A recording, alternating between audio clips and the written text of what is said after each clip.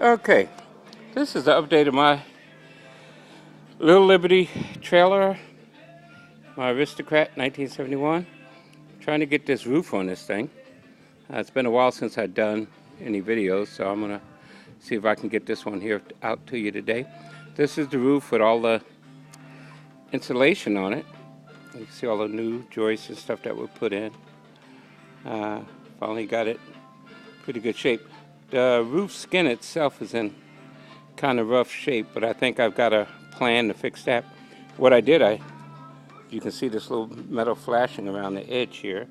That's just a regular piece of metal flashing that would go on the edge of a house, and I modified it to make it work on here. And I think that's going to give it some more support. Then I'm going to put a few pop rivets down through that to hold the edge of the roof.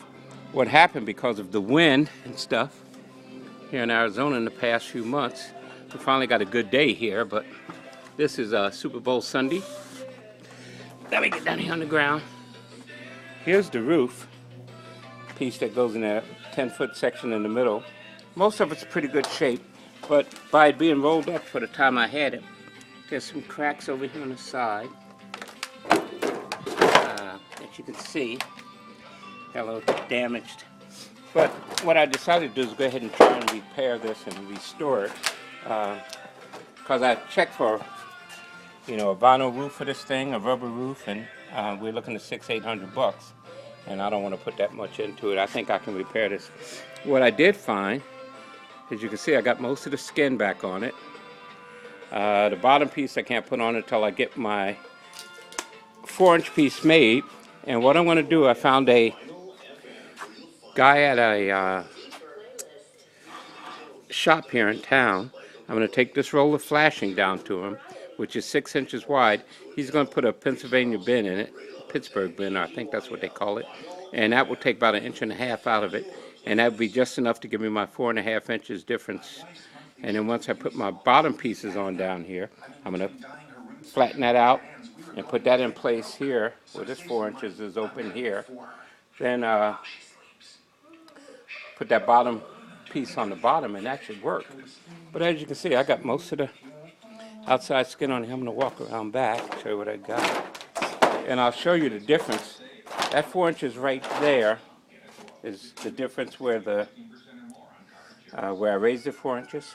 So that's what's got to be filled by that piece of aluminum that the guy is going to build for me. I've got some round lights that's going to go in the back. I'll show you them in a minute. And there were some holes here on the side that were from where the old electric went in. This is my new electric box right here. So I got that. This 110 input there for my water, electric. And this is where the old water and stuff went in, down the side here. So I just made some patches. I took some small 6x6 pieces of steel and made some patches for this. So they look pretty good. It's my new water inlet. I just got a water tank, which is going to go inside this door here, as you can see. And then that wood there is going to be the shelf that goes across it. And again, once I put that extra 4-inch piece down the bottom and then slide my bottom skirt on there, it's going to look pretty good. But as you can see, I got most of this thing all cleaned up, pretty clean and solid looking. And the roof, what you saw. So I just got to put that one piece up on top. And like I say, start putting all my skirts and stuff around, and we should be pretty good.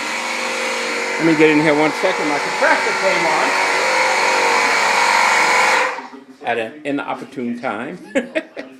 So anyway, but basically you can see what I'm dealing with. And like I say, most of the stuff is done. I'm on the finish up side. The windows and stuff I put in basically to fit. I cleaned them, ran a wire brush around them. They only got a couple screws holding them in, and I'll put my butyl rubber behind them after I paint it. I'm going to take all the glass out, all the windows, door frame, and everything out, and then I'll do my painting. I'll go inside here, show you a little bit I got left to do in here. This is where the water tank is going to be, right here. That's the 16-gallon water tank. I've got all my plumbing and everything ready to go. My pump is there on the bottom. I just got to bolt that in and hook up the connectors. And then for city water, where it comes in, it'll fill up the tank, or the city water will go through this white one here, which connects actually right here to the outside. And that will give me my city water from the outside. And that valve there controls if I'm using tank water or city water. I'll put a switch right here on this wall next to this outlet box, and there'll be a switch there that will turn the pump on for the DC. And then this wall right here goes into place like so, and that will finish off that whole corner there. Again, refrigerator, sink, stove, cabinet doors, shower. I got an I-beam track to go on the ceiling right here. It's going to go around like this, come back, and that'll be for my shower curtain. And then my bed area, which of course this slides out, which will give me a good 6x5 bed.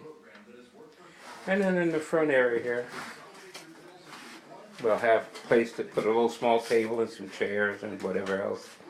And I got a checker floor, piece of linoleum to go on the floor. So everything else seemed to be pretty good.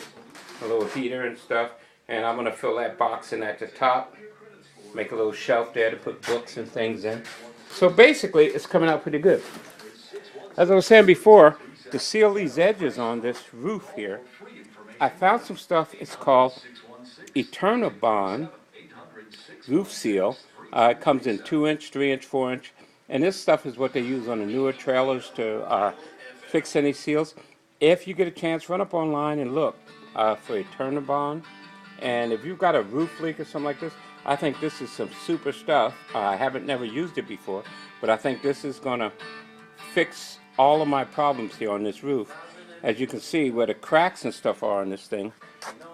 Let me show you. Get a little close up here. They're about 1 inch wide. You can see there and there.